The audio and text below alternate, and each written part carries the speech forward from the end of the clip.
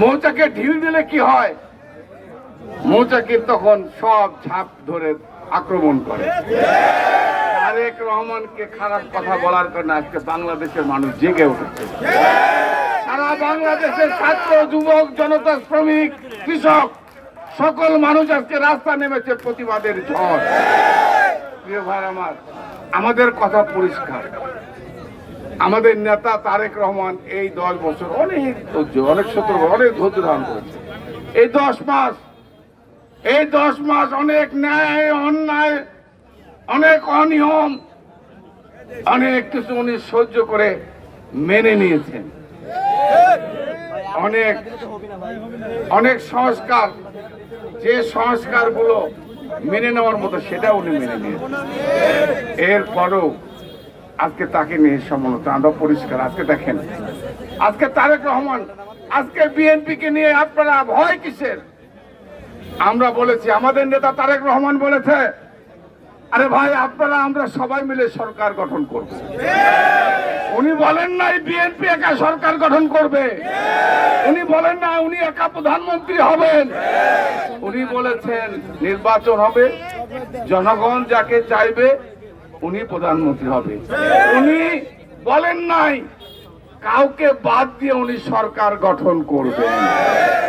শুধু একটা দলকে বাদে, সে কি ফ্যাসিস্ট, যারা এই 15-17 বছর আমাদের উপর নির্যাতন অত্যাচার করেছে, নিপীড়ন করেছে, তাদেরকে বাদ দিয়ে বাংলাদেশে যত রাজনৈতিক দল আছে, দরকার হলে আমরাও আমার নেতার নির্দেশ আমরা পালন করব।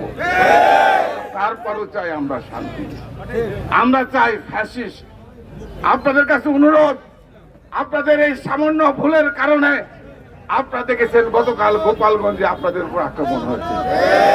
আমরা নিন্দা জানাই, আমরা প্রতিবাদ জানাই। এই ফ্যাসিস্টরা সুযোগ পেলেই এরা আক্রমণ করবে, হামলা করবে।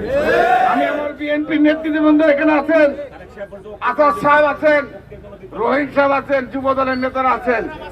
আমার অনুরোধ আপনাদের কাছে, আপনারা নিজেদের সমস্ত বিভেদ দ্বন্দ্ব ভুলে গিয়ে ঐক্যবদ্ধ হবে, আওয়ামী লীগকে মোকাবেলা করেন।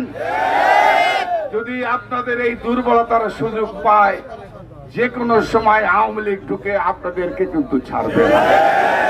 আমি সবাইকে বলতে চাই, বাংলাদেশের সকল নেতা কর্মীদের কাছে আমার আহ্বান, যার যার এলাকায় আপনারা ঐক্যবদ্ধভাবে এই ফ্যাসিস্টকে প্রতিহত করতে হবে। এই ফ্যাসিস্টরা যেন বাংলাদেশের মাটিতে আর কখনো স্থান না পায়। কারণ আমাদের সংগ্রাম এই 17 বছর যারা আপনাদের উপর নিপীড়ন, নির্যাতন, অত্যাচার, অবৈধভাবে ক্ষমতায় এসেছে ছিল, আমাদের সংগ্রাম তাদের বিরুদ্ধে। তাই আমি পরিশেষে আবারও বলবো, সকল রাজনৈতিক দলের কাছে আমাদের আহ্বান, আপনারা এখনো সময় আছে, এখনো সুযোগ আছে। আপনারা আর এই কাদা ছুরি না করে আমাদের নেতা, আমাদের দলের নেতৃবৃন্দ, আমরা সবাই মিলে এই ফ্যাসিস্টের বিরুদ্ধে আমরা ঐক্যবদ্ধভাবে যত তাড়াতাড়ি পারি নির্বাচন দিয়ে বাংলাদেশের মানুষের এই অস্থিরতা দূর করতে হবে। যতক্ষণ পর্যন্ত নির্বাচিত সরকার দেশের ক্ষমতা না আসবে, ততক্ষণ পর্যন্ত এই অস্থিরতা দূর হবে না।